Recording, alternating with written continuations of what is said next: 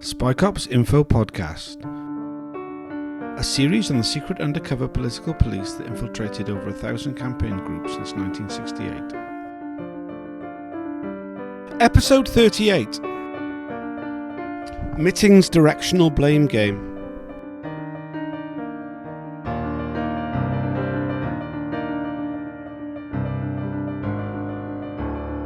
Welcome to Spy Cops Info Podcast. My name's Tom Fowler and I'm joined with... Chris Bryan from the Undercover Research Group. Today is Wednesday the 19th of March. Yesterday was technically the first hearing of Tranche 3. I mean, it was just a directional hearing. There's nothing substantive things discussed. It was all purely directional. Basically, the hearing was a result of a letter to the inquiry that was signed by 92 core participants, including myself. And many others you're used to hearing the voices of on this podcast, and 20 organizations that were spied on. So first, let's listen to that being immaculately delivered by Lisa, who was one of the core participants. So a star of ITV's The Undercover Policing Scandal, Love and Lies Exposed.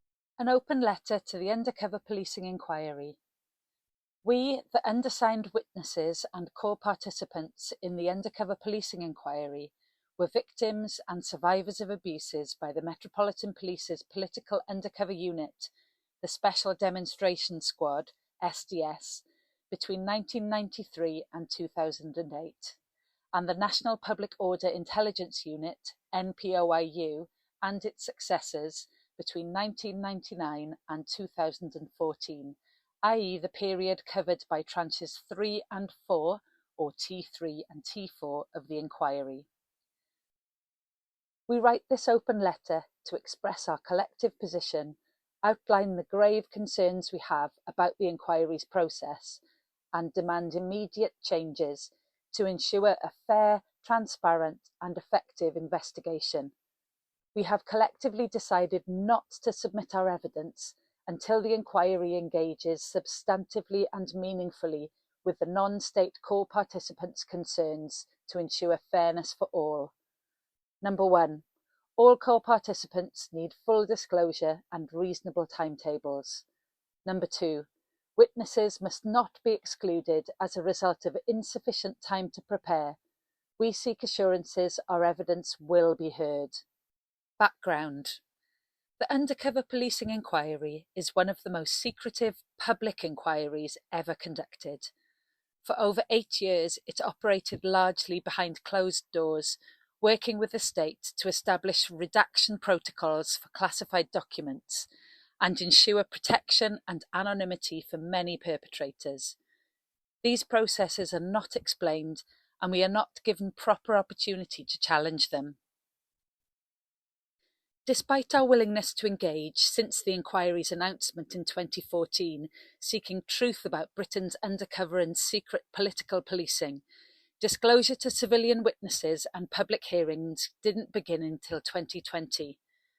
To date, the inquiry has only completed the first 2 tranches, T1 and T2, examining evidence about one police unit, the SDS, for the period 1968 to 1992.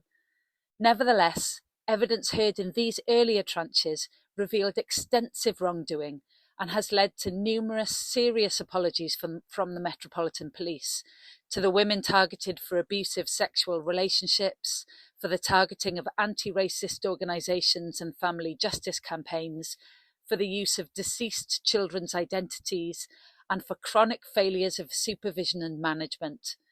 The Metropolitan Police admitted in early 2023 that the evidence from T1 had shown that SDS tactics were unjustifiable. The Chair's interim report for the inquiry, published in June 2023, concluded that the SDS should have been brought to a rapid end in the early 1970s. Since then, the evidence of the SDS operations during the T2 period has shown that the tactics deployed only got worse and increased in scale. Home Secretary Yvette Cooper, following lobby by core participants, explicitly and publicly stated last September that it was vital that the inquiry was conducted fairly. As we prepare for the longest set of hearings so far, the inquiry should be doing its utmost to ensure we can provide the best evidence possible. More than 2 decades of undercover operations remain to be investigated. As we come to deal with more recent events, it becomes harder for the police to dismiss such abuses as historic, and the inquiry's investigations will have increasing relevance for current policing practice. However, many of the documents are missing from these later tranches, and some may be lost, but others are known to have been intentionally destroyed by the police. Our evidence is therefore crucial for a comprehensive investigation. We need time to seek our own sources and corroborate or contrast the information in the police files. The T1 and T2 hearings clearly demonstrated that police evidence can often be highly unreliable. Witness evidence for the next round of hearings. Core participants only began receiving T3 files at the end of 2024. We are given just 48 hours notice by the inquiry of when the files will arrive, and many have yet to receive any. We have waited over a decade to receive disclosure about the spying operations against us and our groups. Our lawyers have been denied funding to work on statements in advance, so it was with some shock that we received the news that our witness statements have to be completed in just 6 weeks. We told the inquiry it was an impossible task and deeply unfair when you consider that the police have had years to prepare. For witnesses who have already received requests for statements, we consider most will need at least until the end of April to complete them. Core participants yet to receive disclosure are likely to need 12 weeks. On the 7th of February, the inquiry publicly announced it was postponing the next round of hearings from April to October 2025, proclaiming on its website that this was to allow adequate time for witnesses, core participants, recognised legal representatives and the inquiry team to prepare their evidence. However, just 7 days later, on the 12th of February, they informed us by letter that the deadline for the return of witness evidence will remain unchanged at 6 weeks. Again, any applications for an extension of time must be submitted before the deadline with detailed reasons. Extensions of time will be granted only in exceptional circumstances. It seems the 7-month extension was intended solely for the convenience of the inquiry legal team. This position was reiterated on Friday the 7th of March with the added threat that if we miss a deadline, our evidence may not be considered by the inquiry and the chairman may decide to de-designate and/or withdraw funding. We need more time. Our legal representatives have repeatedly explained why we need more time. We all have our employment, family commitments, personal health issues or other responsibilities. We must work on this evidence in our free time without compensation from the inquiry. Now, having denied our requests to expand the 6-week deadline, the inquiry are asking us to individually account for our health conditions and personal circumstances to beg for extensions.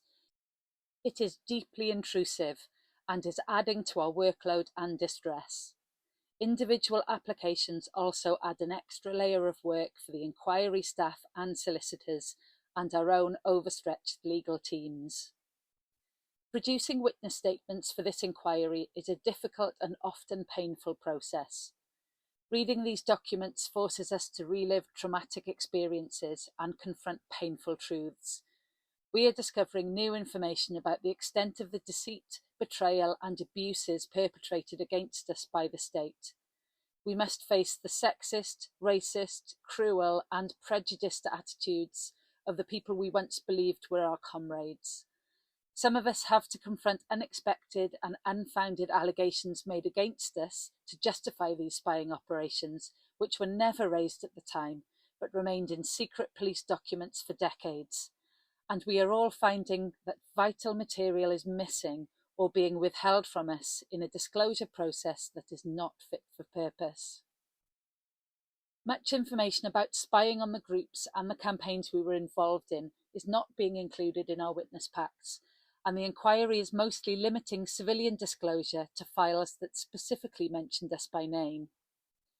After waiting for many years to contribute to this inquiry, our evidence is being sabotaged by inadequate disclosure and insufficient time. If this continues, the inquiry's investigation of much of the spying will be based only on the partial and partisan evidence provided by the police, while we are denied any real right to challenge their evidence or reply to allegations at the witness evidence stage. Despite claiming to take a trauma-informed approach, the inquiry has rejected numerous collective submissions asking for more time. Meanwhile, our questions and correspondence often go unanswered. Experiences from Tranche 2 saw some individual core participants singled out, with legal funding limited or withdrawn and witnesses being denied access to hearing bundles because statements were not submitted on time. This approach feels intimidating, punitive, and disrespectful. It goes against the spirit of participation and disregards the efforts we have put in. We refuse to allow this unfairness to happen again and are taking a collective stand to protect the most vulnerable amongst us. We will not submit our evidence until the inquiry engages substantively and meaningfully with these concerns.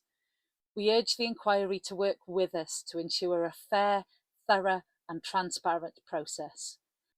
We ask for the meeting with the inquiry chair, which has been agreed, to be scheduled as soon as possible, so we can discuss these issues and find a way forward that serves the interests of justice and truth.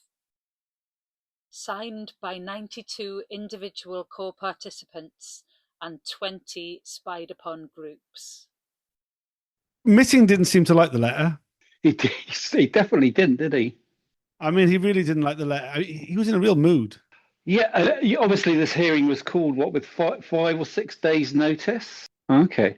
But there was one thing I should have mentioned earlier, so it's a bit out of sequence, is that one of the results of the hearing being called at such a short notice is that our lawyers didn't have very much time, if any, to prepare for it. And I mean, without criticizing them at all, that sometimes that was clear, not least where there was 1 or 2 lawyers who were basically made to take instructions from core participants who hadn't previously been their clients, including I think one, Owen Greenall was asked to take instructions from like 15 people he'd never spoken to in his life before. So that element of rush, it just seems so unnecessary. I've said that this hearing happened because of the letter, but the letter didn't ask for a directional hearing. It asked, no, as you will have heard, we were asking for a meeting to discuss these issues, not a directional hearing. I mean, it did see, as I mentioned yesterday when you spoke to me on Instagram, it did seem very much like we were all immediately summoned to the headmaster's office. And I mean, it wasn't like, obviously Missing wasn't necessarily like twiddling his cane, but metaphorically it seemed to be like, we're all about to get 6 of the best. That's how it that was the whole atmosphere of it, really. So we've been repeatedly told that the undercover policing inquiry, like all public inquiries, is not an adversarial process. It is a process at getting to the truth. However, I would argue that if I don't believe that's true personally. Having witnessed so much of it, that is not the impression that you get. But I would certainly say that this directional hearing was entirely adversarial. On one side was Sir John Mitting, on the other side was all the lawyers for the non-state, non-police corps participants. Yeah, I did just start to wonder, is like basically the issues that we raised, that everyone raised, was very much to some extent below his remit. I.e., they should have been dealt with like the civil servants who work for the inquiry, not him. And I think that was reflected in the fact that often he didn't really know the details about the disclosure and other, if you like, minor points that he had to keep pausing the hearing and get mini briefings from the inquiry team. It just doesn't seem that, understandably, actually, he's the chair of the inquiry. He's got a lot on his plate. But in that case, why did he choose to have a hearing about it rather than just, as was requested, to have proper dialogue with the actual teams dealing with the Tranche 3 hearings? He did stop a lot of times to go and consult his team, talk to his people. He used a few different euphemisms for it. Every time he stopped, I went live on Instagram, as Chris said, joined by a few people. I was joined by Zoe Young, by James Simpson from Counterfire, as well as Chris. Here's some of the things that they said during the day. It's hilarious. It's ridiculous. I mean, what? Sorry. I'm slightly dumbfounded that, I mean, he's requiring everyone to use this system that he doesn't even know how it works. One of the complaints that's been made is that Epic, which is how we get our disclosure, is a fucking farce of a system, and we're not allowed to download files from it. We can read them online, which is hard work. It means you can't copy paste any of the text, which means writing any sort of legal submissions is like almost impossible without just like typing what you see on the screen, which is just stupid and fucking Stone Age. Yeah, but I mean, people have been complaining about this for quite some time and being refused extensions of time given the obstacles put in their way by the system they're required to use. And yet it's only now when, you know, he's got all these high-paid lawyers sitting there explaining it to him yet again, live with everybody watching on YouTube, that he's like, oh, yes, maybe I should find out how this works. But in addition, you know, it's like the initial legal counsel who came on was trying to talk about general factors that affected everybody's dates, because, you know, a lot of people are having the same problems. That's why there's been this kind of group refusal to submit until everyone's ready. And then he's saying, well, no, you can't have that general terms. I didn't expect it to be quite so antagonistic for meeting today. I think it's the most I've heard him talk in the whole thing.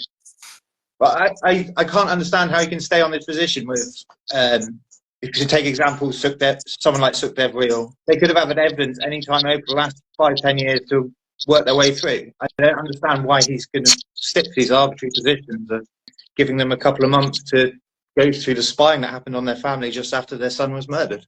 It's sickening, really. It's like really leaves a bad taste in the mouth on an inquiry that quite consistently does so with you guys. And also, I think these arbitrary dates that he seems to be coming up with, it does seem to be what is being discussed by core participants before, that you are getting split into what he admitting in the inquiry deemed to be good participants and the ones that don't deserve as much respect from their thing.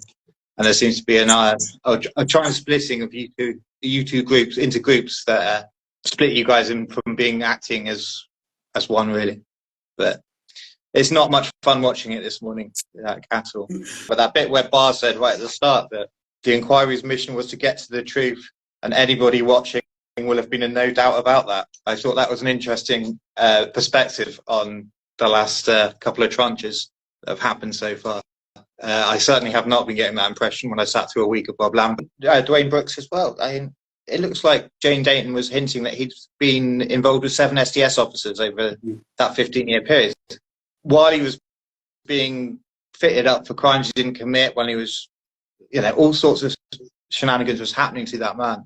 And then to put these arbitrary deadlines where he's got to relive this thing that he's relived all his life's been centered around that one moment in Eltham for so long now. And for the state to continue to do this, it'd be interesting to see if how when Baroness Lawrence presumably is going to have to go through this process, and others, if they're afforded anything different, because Dwayne Brooks, I think, has been treated they've all been treated abysmally, but right from the start, Dwayne Brooks was marginalised and tried to criminalise very much to undermine any evidence and witness statements he would give on the murder of Stephen Lawrence.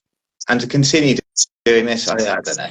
The whole thing is disgusting, and I think it's going to be a long day of feeling a lot of ill will towards the chair of the undercover policing inquiry, I think, while he tries to hold these lines. Getting core participants that are the victims of these crimes to almost act like they've got to beg the inquiry to give this time. And it's just not. Yeah. They're you guys are the victims of this. Yeah. It should be built around what you guys want and how you can deliver these things while you're being forced to relive this trauma, so we can, in order to create a better society at the end of it.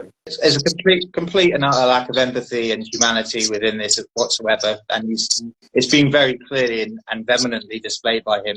And he almost seems at occasion he's got a bit of a grin on his face. He seems to be enjoying this sort of controversial, confrontational nature of the way he spoke to was it Harriet Johnson this morning. Yeah. I just didn't see where the need was. It was just a very performative way of and very misogynistic and condescending. And yeah. I certainly wouldn't get away with that in my place of employment. I don't think anybody would get away with it in any place of employment. I mean, this is just this way of talking to people is just not acceptable in this day and age. It's left to the likes of us to point out his misogyny, because he's certainly not going to get a tap on the shoulder from HR. Well, yeah, I mean, just hats off to you both for calling out misogyny. Thank you. I mean, that it takes two guys on Instagram to be pointing this out is kind of hilarious, but yeah, it's just breathtaking, really. I mean, literally, talk about trauma-informed approach, to see the legal rep trying to sort of gently point out to him that you were supposed to be taking a trauma-informed approach, and he just kind of whatever. It's so profoundly disrespectful and just undermining the stated goals of the inquiry again and again and again. I mean, they're supposed to be fair. How the hell is it fair to give the perpetrators years to protect themselves and then weeks to the targets? Like you said, they could have released this material sequentially as it became available. They could have let people handle it in their own time. And they're just going to end up undermining all their other goals, all their other requirements that they are meant to be fulfilling through this inquiry. And just to come back to what I was trying to say previously when I came on, that they're trying to be efficient, they're trying to minimize the costs and time. Well, if there's a generic problem that is affecting all of the core participants trying to put in statements, then let the legal people say they're all struggling with this, and they did inadvertently sort of manage that, because he finally went and looked at the fact that people weren't being able to download and copy paste off their files on Epic. But, that it took him in a live hearing to go and look at that, one. And two, he'd been refusing to allow people to look at generic issues. So it had to look at one individual having that problem. I mean, in microcosm, it's how the state treats people in general. They don't want to hear from us as a group and collectively organise ourselves. They want you to individually put your case and split you off into different groups. I feel like Mitting's in meltdown or something. He's sort of malfunctioned all morning, and he's just not understanding really basic stuff. He's being so disrespectful. Oh, and he's off again. Have we got to go?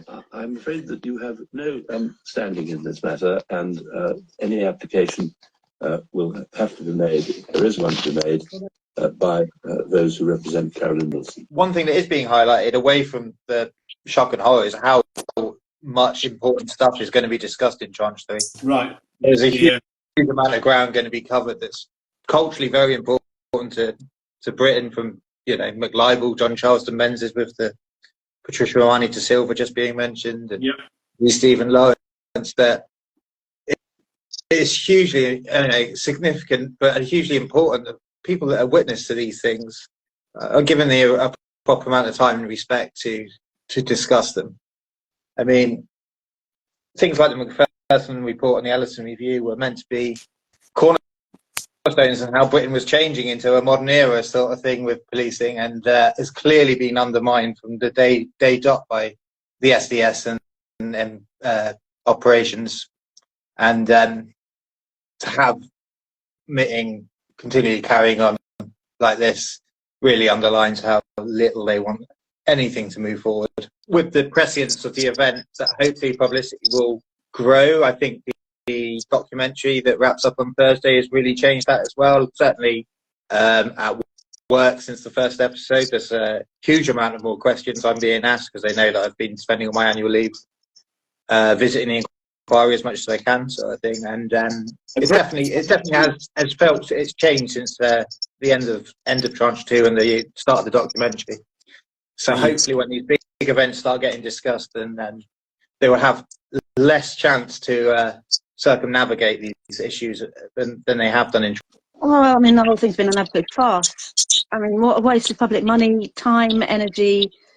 everything. I don't understand what this man is playing at, really. I mean, just the disrespect shown, and the things that emerged. I'm kind of speechless. Yeah. Well, I think some of the things that have emerged, you know, he kind of accused the open letter of having been signed by people who didn't want to sign it. I don't know if he's sort of thinking that we're making up signatures, that we're not really all that bothered about it, but that seems a little bit weird. And there's Chris. Hello, excellent, great. I just wanted to, I'll hand over to you in a minute, but this thing about the way Epic works. I mean, this guy clearly hasn't got the foggiest how to use it, and he is setting all these deadlines for us to submit statements based on being able to review evidence, which they have made more difficult than it was for previous tranches for participants. You know, there was less evidence in the previous tranches just because it's longer ago and less digital stuff and so forth. And more of it's been cut into small pieces or whatever, lost.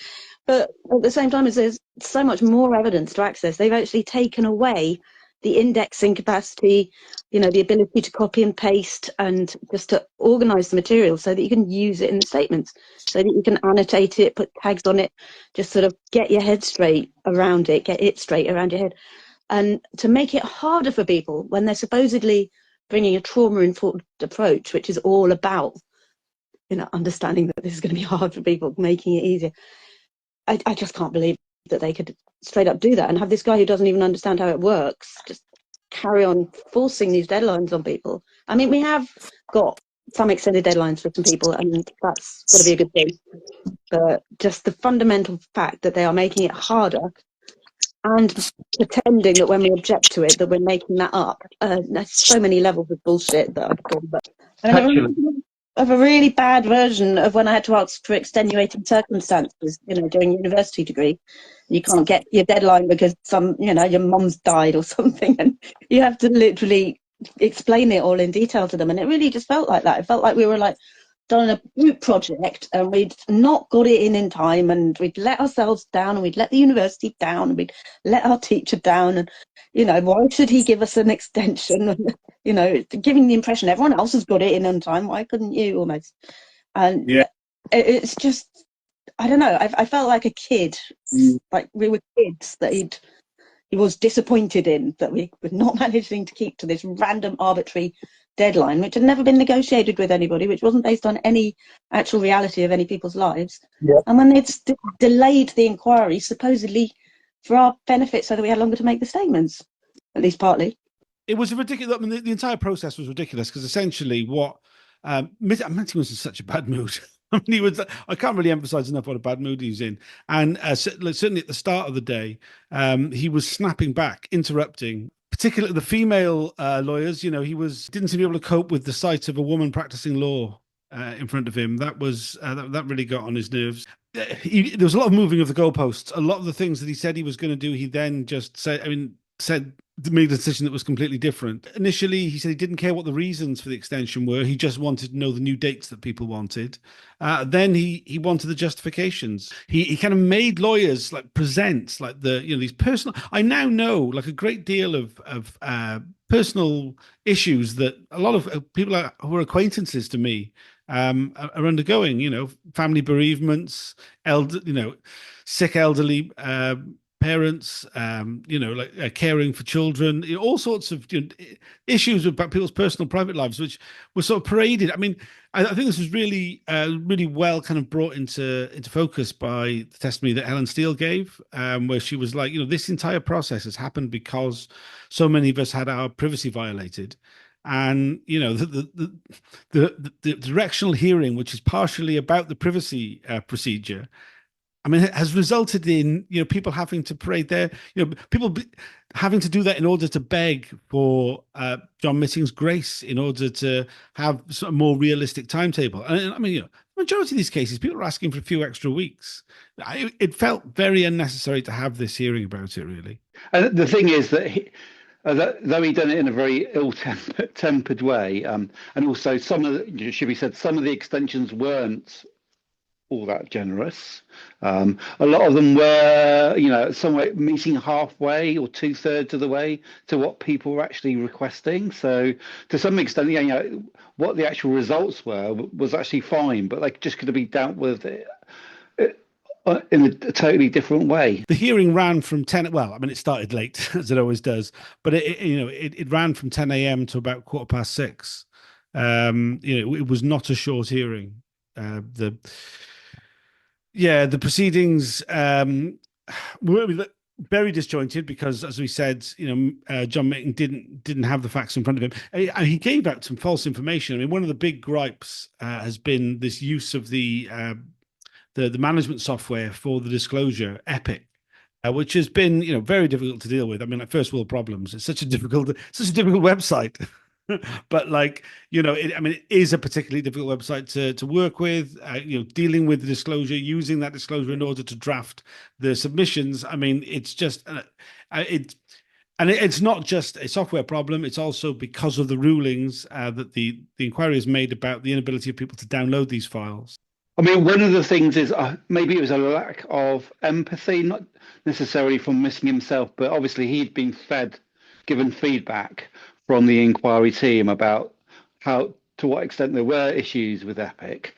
But I think for the people who are working on it as a paid job full time, you kind of get it's probably manageable, all these problems, because obviously you're dedicating your whole entire working day to be able to operate it, even though it is not the greatest piece of software, the greatest platform in the world. However, if you're a core participant and you don't have the time resources to work on it and get to know, to work the workarounds, how to operate it, then clearly it is a much bigger problem.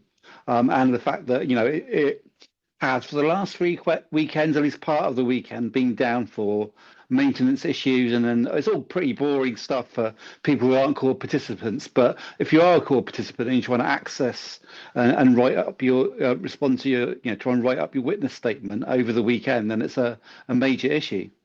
Yeah, it really is. I mean, it was the way that Mitzing dealt with it that was just so comical. He just came back, good news, and then delivered something that wasn't news and wasn't good. This process that we've currently already got, which is that, you individually can apply to be able to download a particular file if you need to. I mean, the inquiry is not answering emails. And I mean, it's getting back to people like 2-3 weeks later saying, yes, you can download that file. I mean, it's an unworkable system. And similarly, also, the inquiry will come back. We have given people extensions, but there seems to be the case of always giving them a 7-day extension, and then, but then that 7-day extension, the request for that is not replied to for a couple of weeks. So it's just unnecessary, both for people to have to ask to download the documents, and also secondly to have to keep continually getting in touch with the inquiry and then waiting for them to get back to you just for a few more days. It just seems a totally unnecessary waste of time, everyone's time and resources. It really is. It really is. I mean, as I've already, that was 8 hours of my life yesterday, which I didn't, it was not a useful use of my time whatsoever. But there was lots of other people, who, the inquiry is funding their employment to just be there to watch this thing, which could be done. It could have been an email. It could have been a sequence of emails. Really could. And both me and you have received the same disclosure for Cardiff Anarchist Network. Obviously, we're not allowed to talk about the content of it at all. Absolutely not publicly. But one of the things you can pick up, even in neither of us have got very much to deal with, unlike other people who've got hundreds of documents. However, you can see examples of why it is so difficult. So, for instance, some of the longer documents are sort of they start at the latest document date, and then they go back to the first one. It's so confusing to read.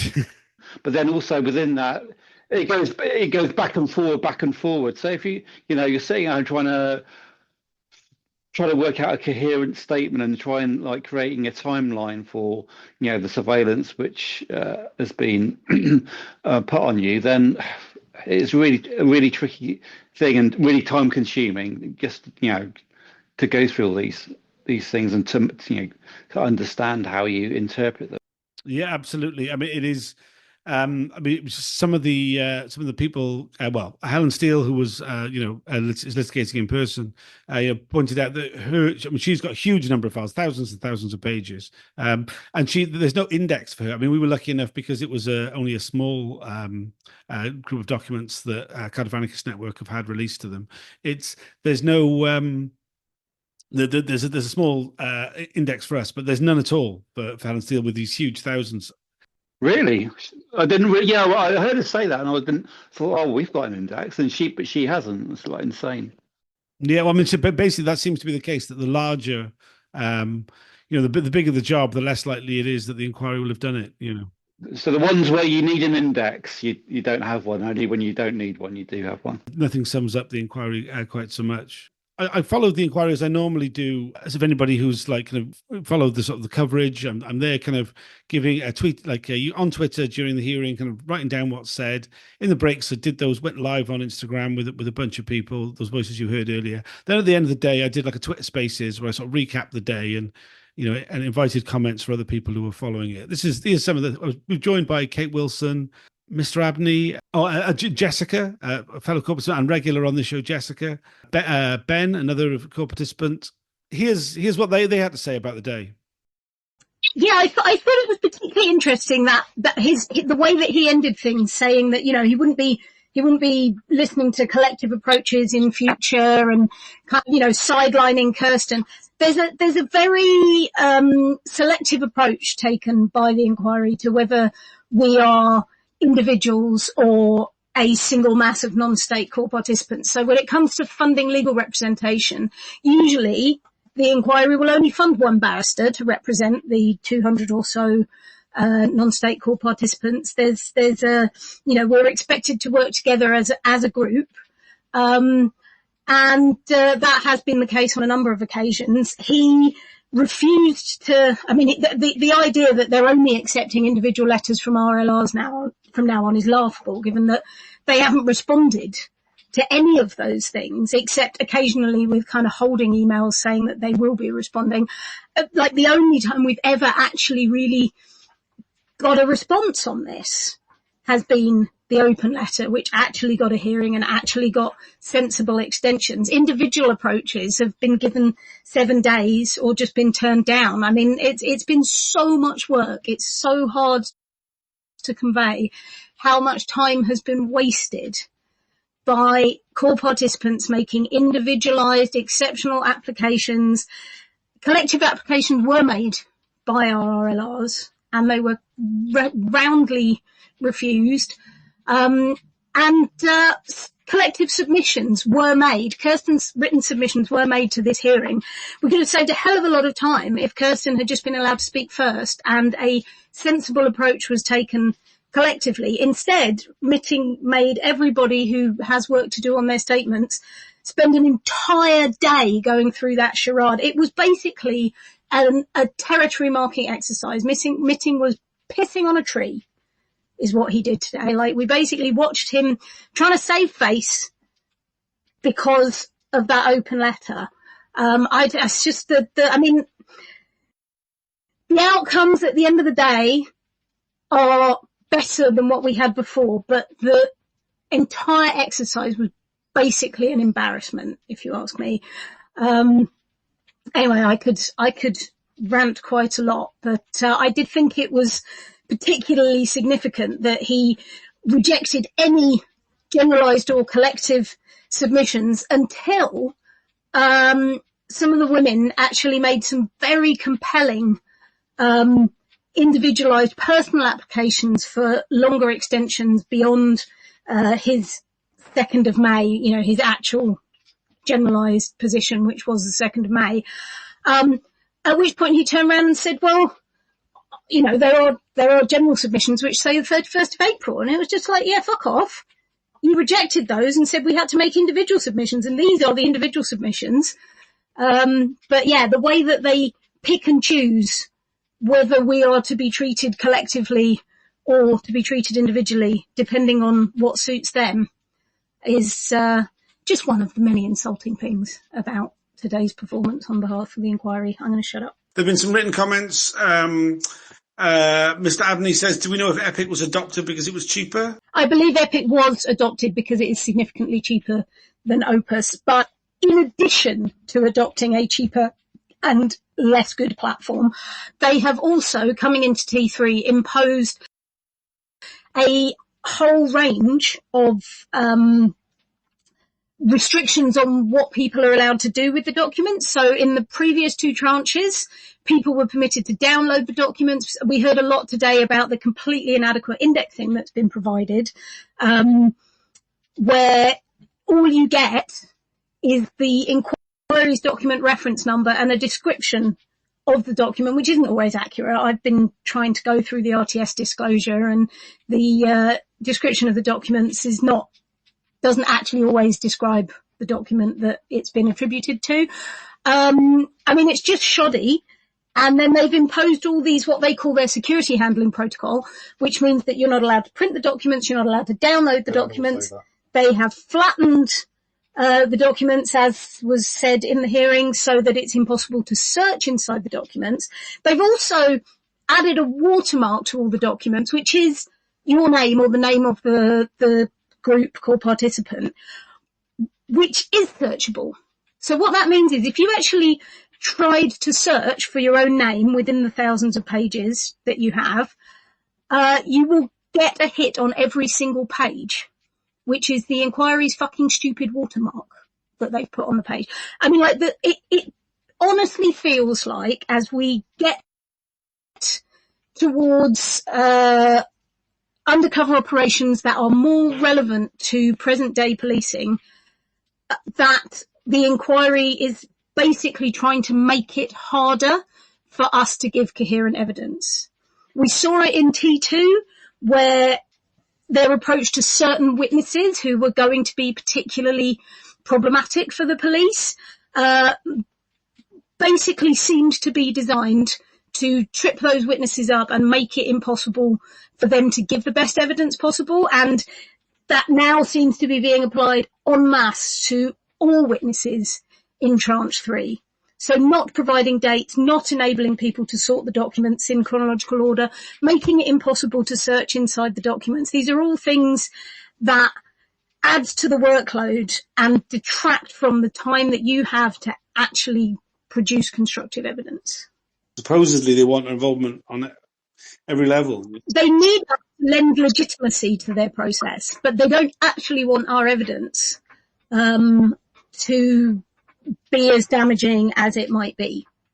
They know that there is a lot of damaging evidence to come out, and they are trying to handicap that whilst at the same time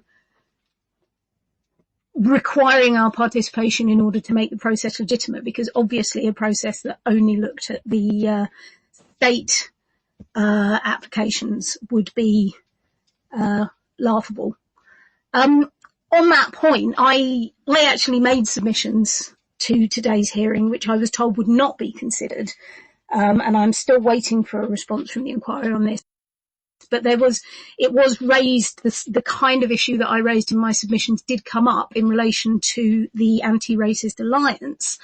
On the 24th of October, in response to 2 letters from core participants that were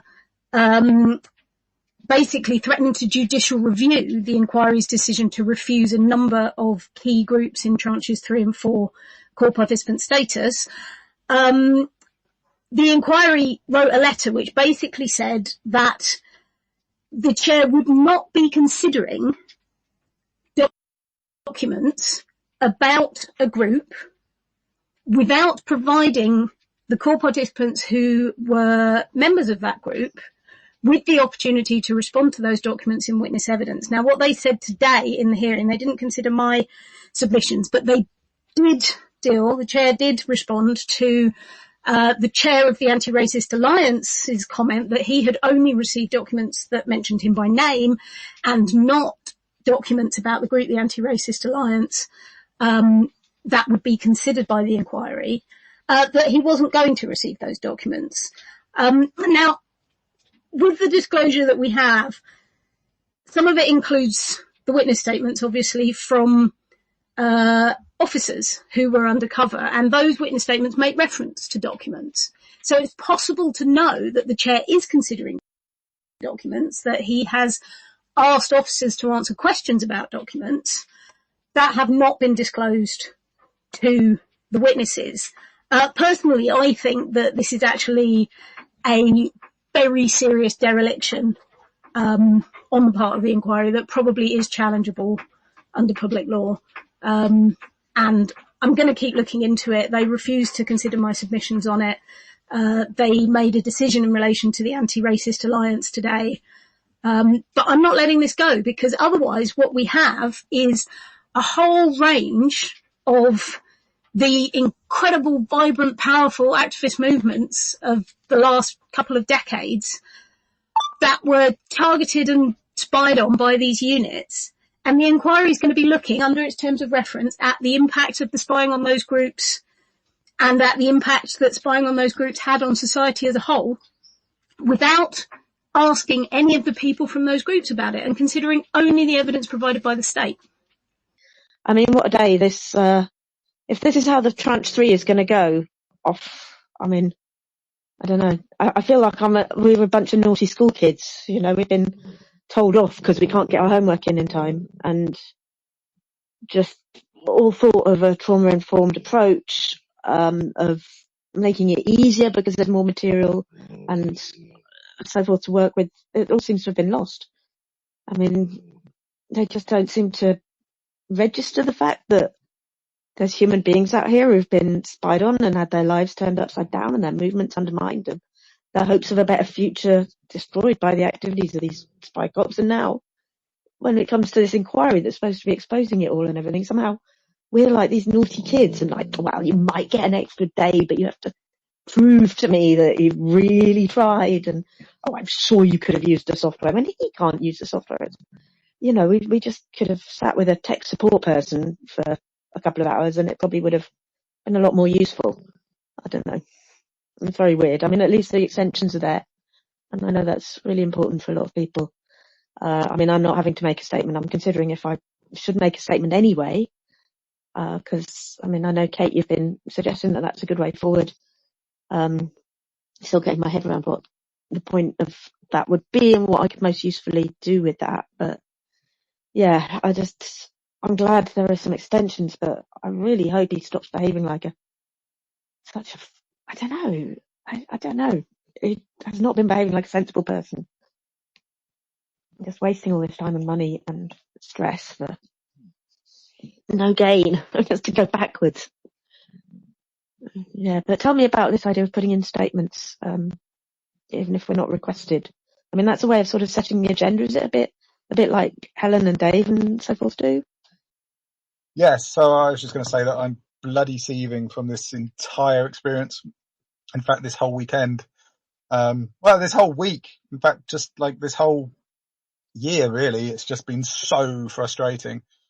So when this hearing was announced and they cancelled the meeting that we've been waiting ages to have, which has got loads of important issues to discuss, which meeting decided weren't going to be discussed at this hearing, it tells us that the meeting was cancelled because we had asked for this hearing. No, we did not. We did not ask for this hearing meeting. We definitely did not. Yeah, he just completely wasted our time. So I spent the weekend writing submissions for this hearing, which were then not used. And then I have him. And one of the reasons they weren't used is because they went beyond, the specific issue of personal, exceptional requests, applications for more time. I tried to, bring up the more general issues, why everyone needed more time. And amongst them, of course, was the whole epic and download and all that stuff. But I didn't get what I wrote didn't get used, and allegedly because there's not enough time. And then Mitting raises and accuses me of having breached some kind of download order in public, when that is currently the subject of an official complaint that I've taken out against the inquiry, currently being considered by the secretary to the inquiry, Dan Greaves. But if he fails to resolve it, it goes to the chairman. And the chairman has just demonstrated that he has no understanding of the facts and just accused me of breaching some order that was never made. But he's the person that's got to go to next before it gets to an ombudsman. So I'm bloody seething is all I can say. Absolutely seething. Yeah, it's just quite appalling, isn't it? I have to say the bit at the end really kind of got me pissed off, where he's saying, you know, that we can't have been all 92 people that signed it. You know, fuck off. Just fuck off. Like, I'm so done with this whole thing. You know, as one of the people that signed it, and yes, having given my evidence, the point is the solidarity with everybody else, because this is just, you know, I had exactly the same shit in tranche 2, and it's, you know, and he's trying to do it again. Well, he is doing it again, and you know, so yeah, I'd rather it be better for the other people to come forward, and it's just, you know, to give like an extra, is it 8 months, to, you know, for the inquiry to get its shit together. But we just, you know, again, we just have to just do what we can. And, you know, it's just, yeah, it's just sickening. You know, I'm glad that I'm with my part of it now, because I'm getting more and more pissed off, with it. But yeah, that's probably about me for now, because all I'm going to do, Tom, is just swear. And you know how I don't like that. It was a tree pissing exercise, I'm telling you. You've got to wonder, when he's got us all so angry, what kind of statements does he think he's going to get from us? I mean, seriously, like, it's not going to come out well for the inquiry, pissing us off and then asking us to write statements. Yeah, so I mean, basically, two things are really clear at the end of the day. I completely agree with Kate Wilson about tree pissing. Like, there were loads of really important management issues that Mitting just did not want to discuss at all, and he designed the structure of today's hearing in such a way as to facilitate that. But also that the December 2026 deadline still seems completely impossible. And that seems to be the main thing that is putting the inquiry under a lot of pressure, that they need to just get everything done. And it doesn't matter if they do it badly and don't actually fulfill their terms of reference, which might be another thing that is challengeable in the High Court under public law principles, because ostensibly that's the main thing the inquiry is meant to do, right? The terms of reference are what the investigation is meant to be. And, you know, if you're just trying to get it done as quickly as possible to save public money and fulfill this impossible deadline, that's a dereliction of duty. And I don't kind of haven't looked into this too much, but when do his rulings become so inconsistent and so absurd that they are challengeable? Because he has denied core participant status to lots of activist groups because he doesn't think they're legal people. And even if they were, there isn't time to get them into the inquiry anyway. But he has given core participant status to a police force in March, Avon and Somerset Constabulary, and the anonymised spouse of an undercover police officer. No reason to think that they aren't legitimate core participants in the inquiry, considering its terms of reference. But why aren't activists and activist groups also legitimate core participants if they get to be core participants? So, you know, just really partial, really childish, really badly behaved, just unnecessary. And I think everybody is justifiably very angry at the conduct of today's hearing. But yeah, his attitude towards the female lawyers, and particularly to Lydia, who, you know, has done so much for so many of the different like groups, you know, overseeing everything and basically trying, you know, to deal with all kinds of stuff, because this inquiry is such a shit show. And the way that he spoke to her today, and the way he was so patronising that to the women, it was reminiscent of the way that he spoke to Philippa Kaufman back in the day. That is the start of like feeling incensed by this tiny, irritating, arrogant little man today. And the only man that I've ever seen him speak to like that is Rajiv Menon. So that's, make what you will of that, but the women and Rajiv, really seem to get him upset. But it's disgusting. He really needs to sit and watch that back today, and the way that he reacted.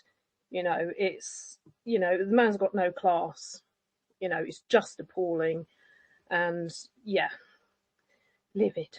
I really must, underline, this was the worst. Today was the worst I've seen John Mitting. He was the least professional, the least courteous, very frustrating. I mean, and then particularly at the very end of the day, his last statements, as other people have mentioned in those clips. What a ridiculous message to send to all the core participants who, let's not forget, we are the people that give credibility to this entire process. Yeah, I think it may be a willful misunderstanding on his behalf.